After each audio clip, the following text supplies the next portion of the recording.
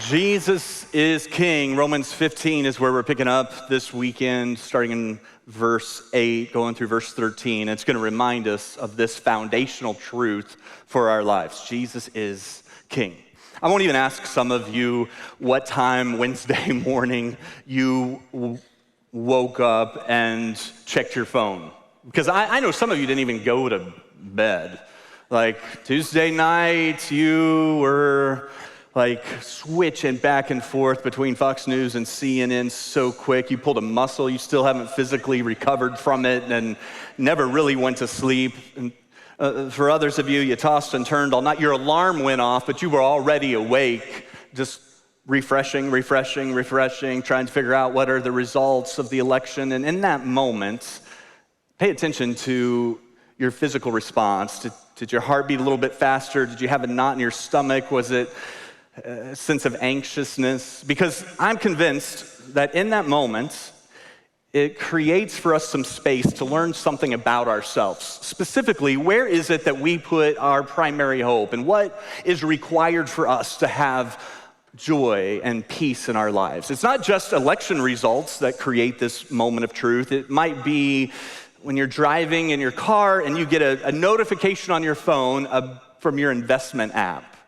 And it's gonna show you, as soon as you click on it, it's gonna show you where things stand for your retirement. And so your finger is hovering over that notification. And as you click on it, here's the question: do those numbers have the power of joy and peace over you? Or what about this? The doctor calls. Doctor's office calls. It says, hey, we got the test back from some blood work that you had done. A few numbers that are a bit concerning to us. The doctor's gonna call you, so you just wait by your phone. And so you're waiting for your phone to ring. You're staring at it. Your heart gets a little bit faster.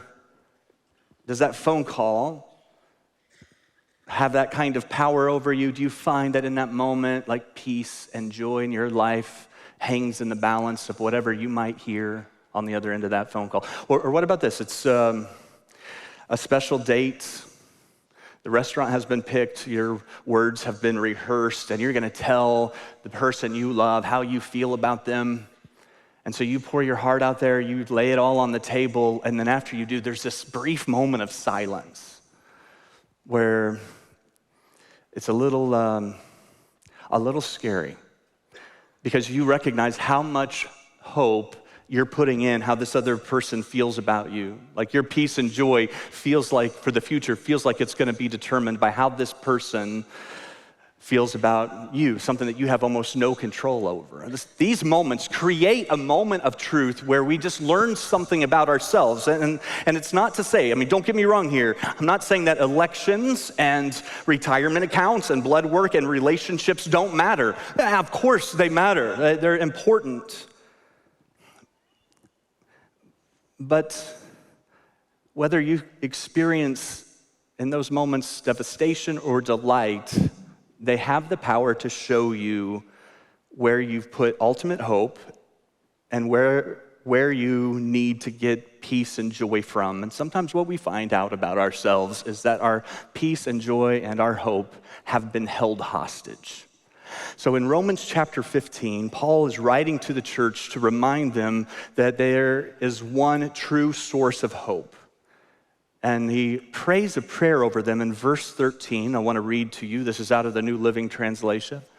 Paul says, I pray that God, the source of hope, not one of the sources, but the source of hope, will fill you completely, not partially, but completely, with the joy and peace because you put your trust in him. Then you will overflow with confident hope through the power of the Holy Spirit, not through your circumstances working out the way you think they should or everything unfolding the way you want them to, but through the power of the Holy Spirit. And this is my prayer for our church, that in these defining moments of life that we would discover God is our source of hope, that we would discover that he is the one who fills us completely with his joy and peace because we've put our trust in him, and that we, by the power of the Holy Spirit, would know a confident hope that's not determined by what's happening around us.